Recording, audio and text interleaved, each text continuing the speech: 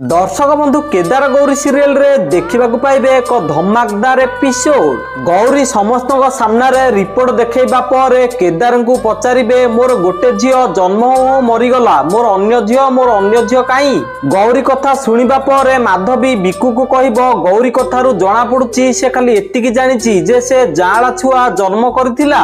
आमको जेमिति भी हो जीवन को खोजिकी पाइबाकू पड़िबो आउ ता खेल शेष करिबाकू पड़िबो। माधवी बिकु को एमिति कहले बिकु जीवन को खोजिबा को चली जीवो। आउ एपटे गौरी ठाकुर को पूजा करुथिबे आउ ठीक सेही टाइम रे गोटे जोरदारिया पवन हबो आउ तांको ओनी उड़ी जीवो। आउ से ओनी को आनिबा पई केदार जाउथिबे आउ से ओनी जाई कि गोटे गछरे लागि जीवो। आउ से ओनी को केदार जाई कि धरि नेबे आउ केदार को पछरे गौरी जाइथिबे। आउ ठीक सेही टाइम रे गोटे चड़चड़ी मारिबो आउ से गछर डाଳ भांगी जीवो। आउ केदार जोउठी छिडा होइथिबे सेठी से डाळ पडिबा को जाउथिबो आउ ठीक सेही टाइम रे गौरी देखिकी केदार को पेली देबे आउ केदार को मुंड जाई कि गोटे पत्थर रे माड़ होई जीवो।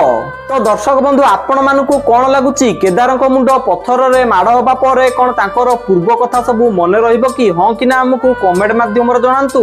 आउ एई भली अपडेट सर्वप्रथमे जानिबा पय हम वीडियो गोटे लाइक करी चैनल को सब्सक्राइब कर दियंतु।